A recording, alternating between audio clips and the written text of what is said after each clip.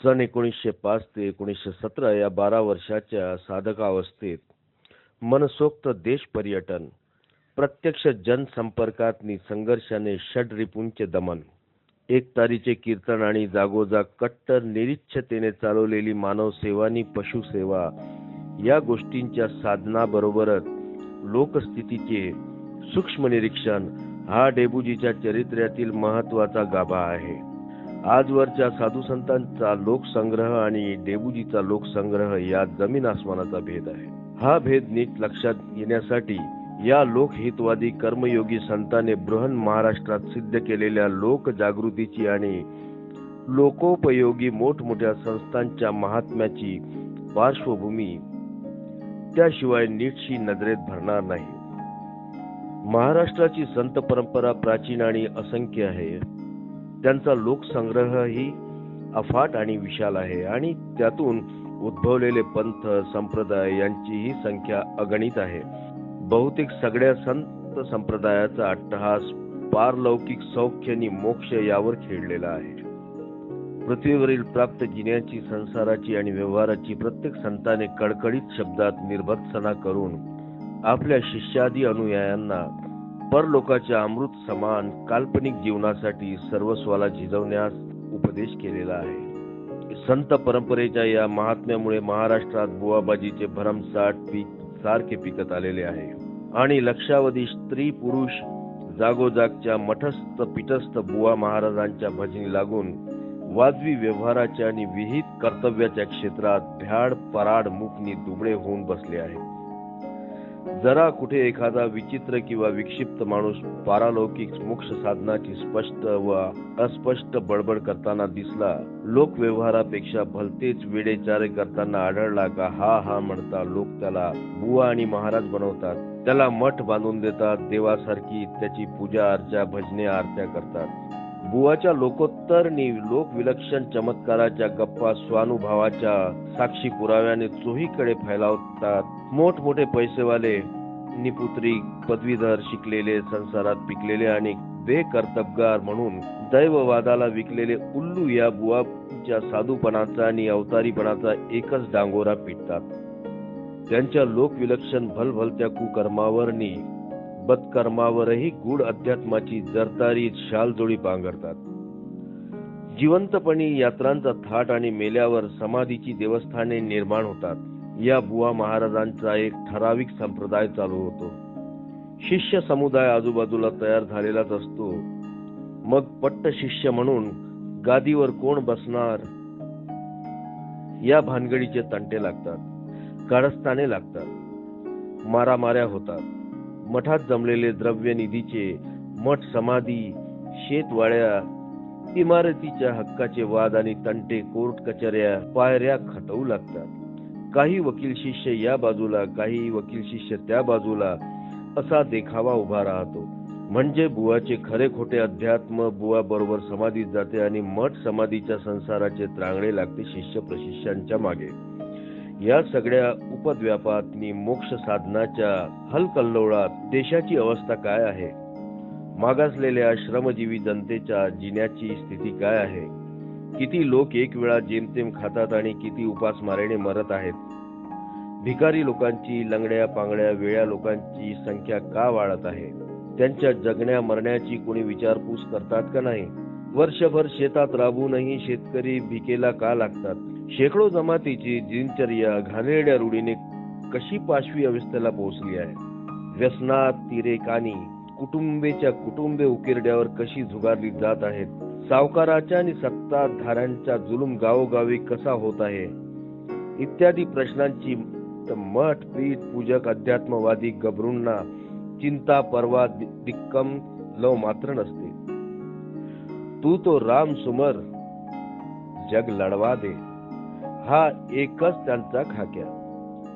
बुवाबाजींच्या जाळ्यात अडकलेल्या हर एक बाई बुवाची विवंचना स्वर्ग लोकाच्या साधनासाठी तेवढ्यासाठी मारे कथा कीर्तने पुराणे आणि भजनाचा आटोकाट अट्टहास अखंड चालू आहे. कथा कीर्तने पुराणे आणि भजने या संस्था बऱ्याच जुन्या आहेत. लोकात धर्म जागृती केल्याची पुण्याई त्यांच्या पदरी बांधण्याचा एक संभावित शिरस्त आहे. ती धर्म जागृती कोणती?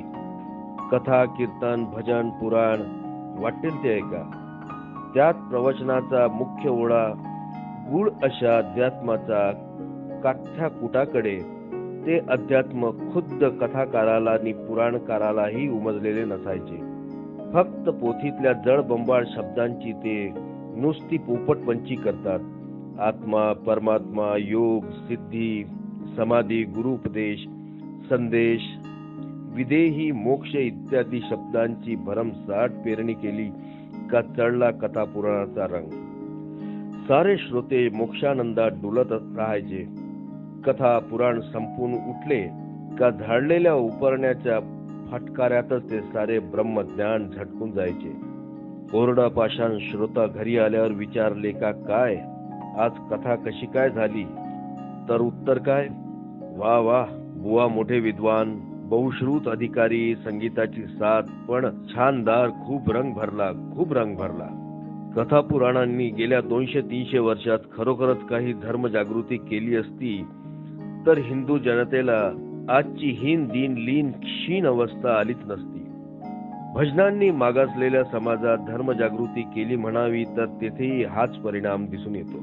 कथा, पुराण, भजनांनी लोकात देव भोळेपणा, भिक्षुक बडवे बामणांचा वरचढपणा, भलभलत्याच्या दान दक्षिणाचे घाणेरडे प्रघात, इहलोकाविषयी आणि स्वतःविषयी तिटकारा आणि परलोकाच्या प्राप्तीसाठी काळीस तोळी विचंचना, बायका मुले संसार व्यवहाराचा पातकीपणा, तीर्थयात्रे, दान, पिंडाचे, भिक्षुक भोजनाचे, गोदानाचे, फाजील स्तोम, धातू दगडधोंड्यांना, मूर्तीपूजनांना, अट्टहास, उपासना, बडेजाव अशा हजार भिकारड्या भानगडी फैलावल्याचे कर्म मात्र केलेले आहे.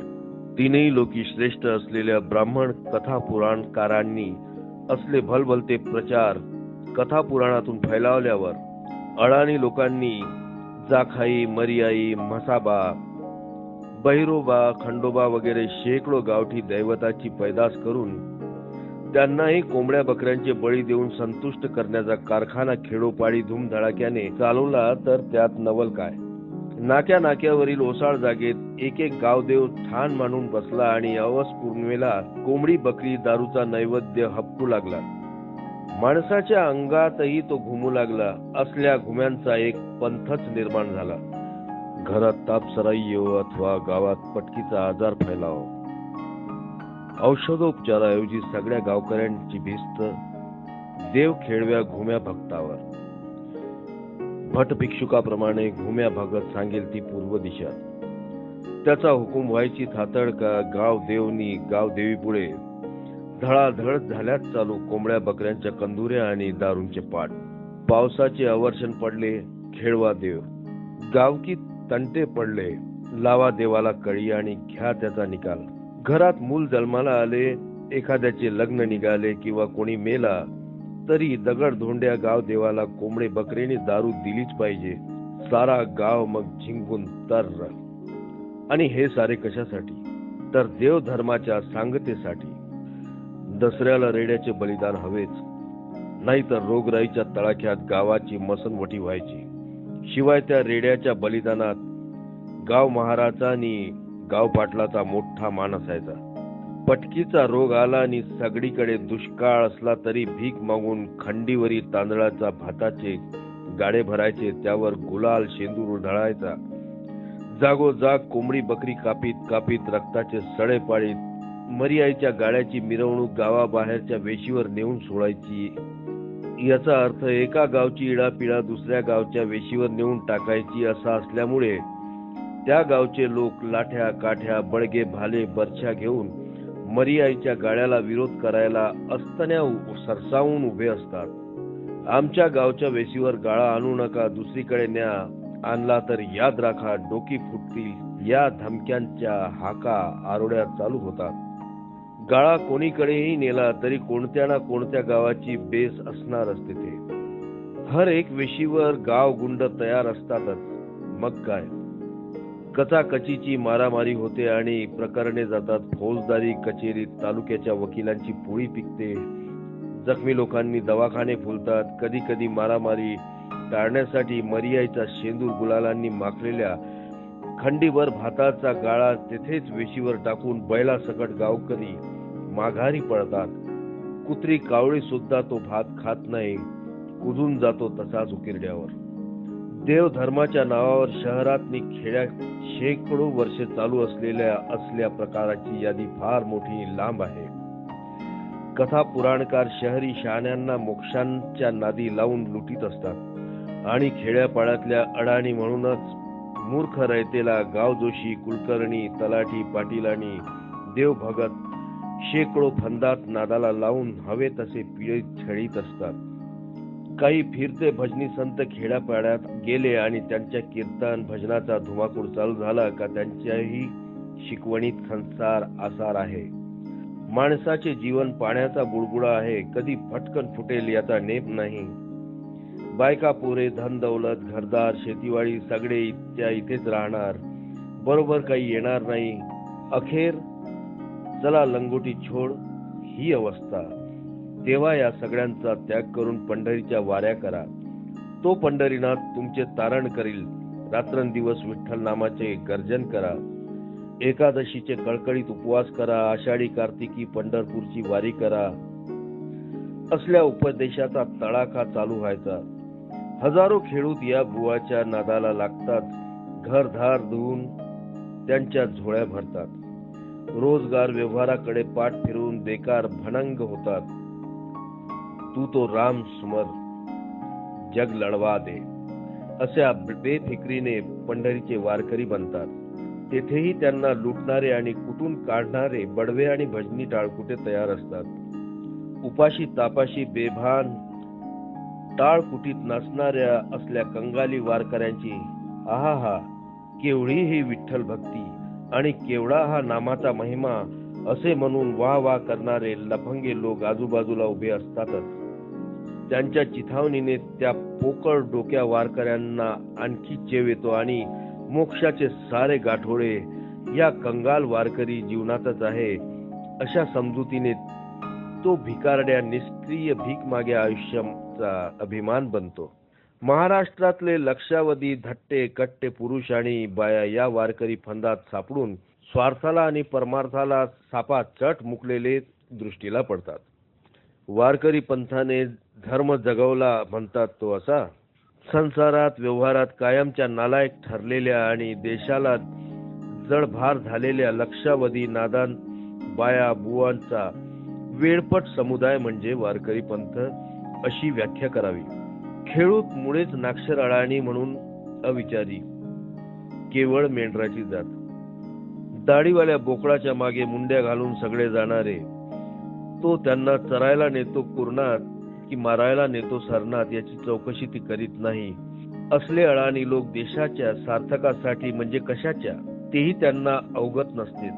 वारकरी कळपात घुसले तर त्यांना फारसा दोष देता येणार नाही. पण आश्चर्याची गोष्ट अशी की अलीकडे गेल्या 50-75 वर्षात कित्येक पांढरपेशा पदवीधर भटा बामणांनी टाळमाळधारी वारकऱ्यांचे सोंग घेऊन शिंगे मोडून वासरात घुसण्याचा एक जंगी व्यापार चालू केलेला आहे.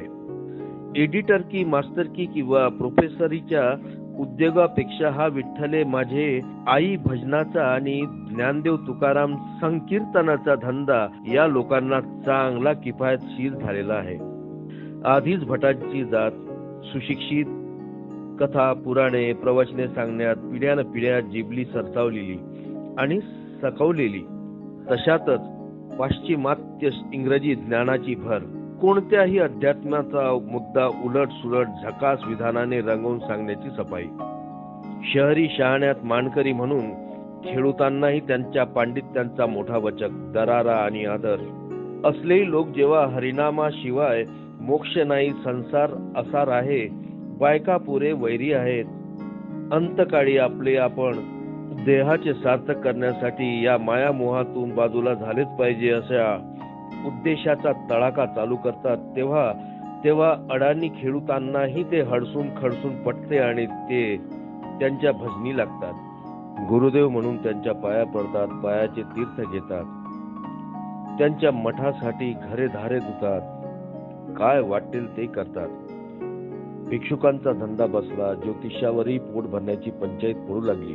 मास्तरकी कारकुनीतही आता काही दम राहिला नाही, म्हणून डोकेबाज भटजी वारकरी बनले. तिथे मात्र त्यांना अनुयायी भगवंताची उणीव केव्हाच पडत नाही.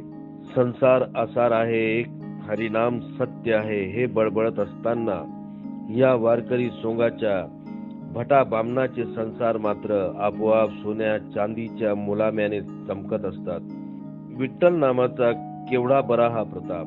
शिवपूर्वकाली आणि कदाचित शिवकाली मुसलमानाच्या धार्मिक आक्रमणाला तोंड देण्यासाठी विठ्ठल नाम संकीर्तनाने आणि पंढरपूरच्या वारकरी संप्रदायाने हिंदू संघटनेचे काही कार्य केले असेल, मला तर शंकाच येते. तरी त्यानंतर या संप्रदायाने हर एक मराठी हिंदूला माणसातून उठवण्याची आणि व्यवहारिक कर्तृत्वाला मुकण्याची दुष्ट कामगिरीच केलेली आहे. 5-50 लाख लोक पिढ्यानपिढ्या संसार व्यवहाराला राम राम ठोकून देह सार्थकाच्या सबबीखाली आणि मोक्षाच्या आशेने गळ्यात माळा घालून टाळकुटी जगण्याचा धंदा करीत आढळावे. ही महाराष्ट्राच्या भवितव्याची मोठी भयंकर आपत्ती आहे. देवधर्माच्या या टाळकुटी पिसाटांच्या जोडीने दुसरं एक महापाप लोकांच्या बोकांडी बसलेलं आहे. हे म्हणजे दैववादाचे. जो पाहावा तो दैव दैव करीत कपाळाला हात लावित असतो. सर्व होणे जाणे तुझ्या हाती ही देवापुढची कबुली. माणूस म्हणजे कोणी नाही, हवेत उडालेला शूद्र पाचोळा, त्याच्या नशिबाची वावडी देवकृपेच्या वाऱ्यावर उडणारी. त्याला स्वतःला काही कर्तृत्व नाही.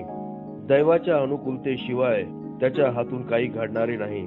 दैवाचे प्रतिकूल वारे अथवा वादळ टाळण्यासाठी देवाच्या आराधनेशिवाय दुसरा मार्ग नाही. देवभक्तीचा आटारेटा करूनही स्वतःचे आणि संसाराचे वाटोळे केलेले तरी दैवरेषेपुढे कोणाचे काय चालणार या समजुतीने समाधान मानायलाही त्यांची तयारी. शहरी शहाणा घ्या अथवा खेडूत अळाणी घ्या, सारे देव दैव वादाच्या जंजाळात गुरफटलेले. माणुसकीची ही चाळ कोणात उरली नाही. मग भूत दयेची शुद्ध राहतेच आहे कोणाला. या देशात भविष्यवादी ज्योतिषाचा धंदा भरपूर घालतो. तो देश हवा त्या आक्रमणांनी मन मानेल तेव्हा पायदळी तुडवून गुलाम करावा, हा एक पाश्चात्य तज्ञांचा इशारा भारताच्या इतिहासाला अगदी फिट्ट लागू पडतो. देव दैववादाच्या भ्रमाने आमची मनेच साफ करून टाकली आहेत. कोणी कितीही शिकलेला असो, भविष्य पाहिल्याशिवाय त्याला चैन पडत नाही. या एकाच नाजूक भावनेचा पुरेपूर फायदा धंदेबाज ज्योतिषी आणि अलीकडचे वृत्तपत्रकार घेतात आणि पोटे भरतात. म्हणजे दैववादाने आमच्या लाज शर्मेचेही वाटोळे केले असे म्हणायला हरकत नाही. खेडेगावात ग्रामजोशाचा थाट, दर्जा आणि अधिकार सांगायला नको. पाळण्यापासून सरणापर्यंत फार काय, सरणावर जाळून खाक झाल्यावरही त्याच्या पंचांगातील मुहूर्तावर, ग्रहमानावर आणि सल्ल्यावर खेडूताचे जीवन चाललेले. त्याने 7.5 वर्तवली का मारुतीच्या तेल शेंद्रासाठी आणि शनिवारच्या एकादशीसाठी लागली जोशीबुवाची कातरणी खेडूताच्या फाटक्या खिशाला. देवाचे नवस हा सुद्धा दैववादाच्या पोटी जन्मलेल्या व्यसनाचा एक भाग आहे. अमुक झाले तर सत्यनारायण करीन, कोंबडे बकरे देईन, भट भोजन करीन. आपल्या नवसांनी आपण देवाशी व्यापारी बहाणा करतो आणि आजही कोणाला भान असल्याचे दिसत नाही. नवस केला का काम फत्ते, हीच ज्याची त्याची समजूत. मुलासाठी नवस, जुगारासाठी नवस, नोकरीसाठी नवस, बायको मिळण्यासाठी आणि मिळालेली पळाल्यास परत येण्यासाठी नवस, परीक्षेत पास होण्यासाठी नवस, खटला जिंकण्यासाठी, आजारातून बरे होण्यासाठी नवस. अशा नवसाच्या परवडी सांगाव्या तेवढ्या थोड्या. या नवसाची एक मजेदार गोष्ट आहे का? पुणे शहरात मारुती आणि म्हसोबा यांची गचडी फार. त्यांची नावेही चमत्कारी, कित्येक तर अश्लील असतात. कचकावून नवसाला पावणारा म्हसोबा पुण्यात जसा आहे तसाच एक शेण्या मारुती शनिवार पेठेत आहे. परीक्षेची पोरे त्याला नवस करतात. देवा बापा मारुती राया, मी पास झालो का तुला शेंदूर पेढे वाहीन. मारुतीचा आणि परीक्षेचा संबंध काय? काही पोरटी पास होतात, बरीचशी नापास होतात. पास होतात ती मारुतीला शेंदूर फासून लाले लाल करतात. मागाहून नापास झालेली पोरटी येतात आणि शेंद्रावर शेण थापून मारुतीला मागतात. पासवाल्यांचा शेंदूर आणि नापासवाल्यांची कचकावून शेण थापी अशा दुहेरी रंगरंगोटीने त्या मारुतीच्या मूर्तीचे हाल हाल होतात. देववादाच्या पाठपुराव्यासाठी निपजलेल्या दैववादाने हिंदू लोकांची अतोनात अवनती केलेली आहे. दगड, मूर्ती, धातूचे देव देवी आणि त्यांच्यासाठी देवळाची पैदास भरमसाठ झाल्यामुळे माणूस स्वतःशी तर बेभान झालाच, पण माणुसकीचा किंवा भूतदयेचीही त्याला कसली पर्वा अथवा संवेदना राहिली नाही. हिंदुस्थानातले हिंदू धर्मी लोक हव्या त्या जुलमाला, अन्यायाला आणि गुलामगिरीला मिटल्या तोंडी सहन कसे का करतात याचे कोडे विचारवंत चिकित्सक पाश्चात्यांना बरेच वर्ष सुटत नव्हतं. सत्याची चाड नाही, असत्याची, अन्यायाची चीड नाही. हवा तो आक्रमक येतो आणि बेलाशक त्यांना तुडवून शिरजोरी होतो. पण हे लोक हू चू काही करत नाही. आजवरच्या परक्या सर्व भारतीय आक्रमणाचे गूढ हिंदूंच्या या दैववादी पिंड प्रकृतीत सापडते. एवढे मोठे शूर पराक्रमी राजपूत राजे मोगलांच्या किल्ल्यांना वेढा पाडला, त्यांची बाणाबाणी गोळागोळी चालू झाली, तरी ज्योतिषाला बोलवून प्रतिकाराचे तोंड कधी नि कोणत्या मुहूर्तावर द्यायचे याचा त्याला सल्ला विचारित असत. असल्या नादान दैववादी राजवटीचा मोगलांनी चकणाचूर केला नसता तरच ते एक मोठे आश्चर्य झाले असते. कर्तबगारी थंड पडली का माणूस कुंडल्यातल्या शनी मंगळादी ग्रहांशी चौकशी करू लागतो.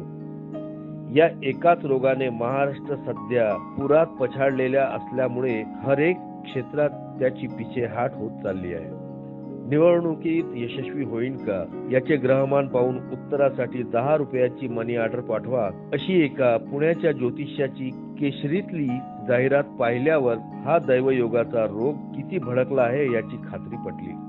धर्माची देवळेनी देवळाचा धर्म हे एक हिंदू धर्माचे समाज स्वारस्थाचे महाभयंकर पाप होऊन बसले आहे. हिंदुस्थान दरिद्री झाला, मातीतून सोने काढणारा शेतकरी वर्ग भिगेला लागला, देशी धंदे ठार मेले, मध्यम वर्ग नामशेष झाला, शिक्षित पदवीधरांची बेकारी बोकाडली. असला आरडाओरडा करण्यातच राजकारणी अकलेच्या कवायती करणाऱ्या ब्रह्मांड पंडितांना हिंदूंच्या देवळात किती अपार संपत्ती निष्कारण अडकून पडली आहे आणि तिचा उपयोग गोरगरिबांच्या उद्धारासाठी न होता लुच्च्या लफंग्या चोर जार एदी हलकटांच्या चैनीसाठी कसा होत आहे याची दखल घेण्याची अक्कल अजूनही सुचलेली नाही. दुष्काळाने कोट्यावधी लोक अन्न करून मेले तरी देवळातल्या दगडी देवांना शिरा केशरी भाताचा नैवेद्य अखंड चालू आहे. लाखो श्रमजीवी कर्तबगार तरुण उदरभरणासाठी भया फिरत असले तरी अब्जावधी रुपयाचे जड जवाहीर आणि सोन्या मोत्याचे दागिने देवळी देवांच्या अंगावर चढलेले आहेतच. देशातला शेतकरी आणि कामकरी कर्णा कोंड्याला आणि घोंगडीच्या ठिगडाला महाग होऊन देशोधडीला लागला तरी देवळातल्या पुजारी सेवेकरीनी बडवे भटसेनेच्या पोटाच्या चढत्या कमानीला टिळा एवढाही खळगा आजवर कधी पडला नाही. विद्येची 4 अक्षरे शिकवा हो शिकवा असा शेकडा 96 जीवांचा गेली 100 वर्षे सारखा कंठशोध चालला असतानाही देवळातल्या घुमटांसाठी लाखो महामूर्ख भट गोसावडे जंगळ भंगळनी टगे गंध भस्म रुद्राक्षाच्या पुण्याईवर पोट फुटून वांती होईतो परार्धावरी पल्ले धान्याचे बिन बोभाट फडशे पाळीत असतात.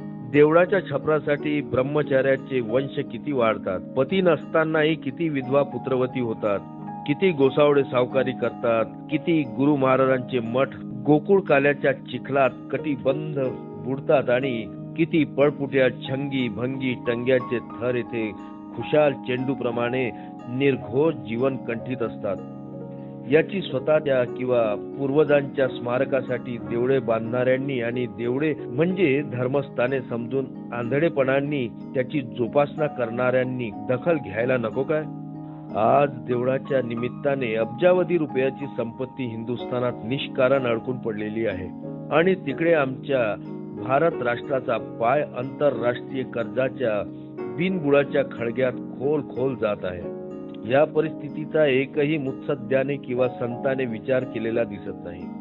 अनाथ बालकाश्रम, अनाथ विधवाश्रम, गोरक्षण, कुष्ठरोगी, लंगडे, पांगडे यांचे आश्रम, मागासलेल्या समाजातील मुलामुलींचे शिक्षण, कितीतरी समाज जीवनाच्या जगण्या मरण्याचे प्रश्न आहेत ते सोडवणारा घरोदार दारोदार भीक मागावी लागले आणि देवळांची दगडी प्रतिष्ठेची करोडोची रुपयाची संपत्ती शतकानुशतके तळघरात गाडलेल्या राहतात. या नाजूक मुद्द्याचा आजवर एकालाही घाम फुटलेला नाही. देश देव धर्माच्या या असल्या विलक्षण आणि माणूस घाण्या परिस्थितीच्या पार्श्वभूमीवर उभे राहून डेबूजी गाडगे बाबांच्या सेवा धर्माची प्राण प्रतिष्ठा झालेली आहे. मोठमोठ्या शहरातून तो 5-10 झोपड्यांच्या कानाकोपऱ्यातल्या खेड्यापाड्यापर्यंत सर्वत्र भटकंती करीत असताना त्याची समाज जीवनाची बारीक सूक्ष्म टेहाळणी सारखी चाललेली होती. अत्यंत मागासलेल्या शेतकरी खेडूती समाजात त्याचा जन्म, त्या समाजाच्या मानसिक, शारीरिक, आर्थिक सर्व हाल अपेष्टाचा त्याचा पुरा अनुभव, रक्त थिजून हाडे पिचेपर्यंत शेतीची माती तिंबवली तरी सुखाचा घास तोंडात पडत नाही. वरिष्ठ वर्गाची गुलामगिरी पिढ्यानपिढ्या अखंड चालूच. देवा धर्माच्या आणि रूढीच्या नावावर जागोजाग पशु पक्ष्यांची हत्या बेगुमान चाललेली. गरिबांनी मरावे नि श्रीमंतांनी मनमुराद चरावे हा समाज व्यवस्थेचा दंडक. गरिबांना गरिबीची लाज नाही, खंत नाही, जीवन सुधारण्याची महत्वाकांक्षा नाही. नाक्षर अडाणी म्हणून असती नसती विचार करण्याची अकलेला सवय नाही, ताकद नाही. ठेविले अनंते तसेच राहावे, चित्ती असो द्यावे समाधान. महार मांगादी जमातींनी इतरापासून दूर खातेऱ्यांतच राहावे. कुष्ठरोगी, वेडे, लुले, पांगडे यांची समाजाने कसलीही दाद का घेऊ नये. देवदेवळाचा जागोजाग एवढा ऐश्वर्याचा बडीवार चालला असतानाही गोर गरिबाच्या तोंडात वर्षज्ञातून एकदाही कोणी साखरेची चिमूट, गुळाचा खळा किंवा तुपाचा थेंब का घालू नये. यात्रेच्या ठिकाणी भिक्षुक बडव्यांचा मनस्वी त्रास जात सुसूनही लाखो लोक मेंढरासारखे का जातात. तेथे त्यांच्यापासून पैसे उकळून काढले जातात, पण अन्न पाण्याची, आसऱ्याची, निवाऱ्याची सोय का करत नाही. अशा शेकडो प्रश्नांचे डेबूजी आपल्या मनाशी चिंतन करीत असे. तर मित्रांनो, आजचे हे वाचन आपण इथेच थांबवूया. भेटूया पुढील भागात. जर आपणास माझी वाचन शैली आणि माझा हा उपक्रम आवडला असेल तर कृपया चॅनलला लाईक करा, सबस्क्राईब करा आणि शेअर करायला विसरू नका. आपला अभिप्राय अवश्य कळवा. धन्यवाद.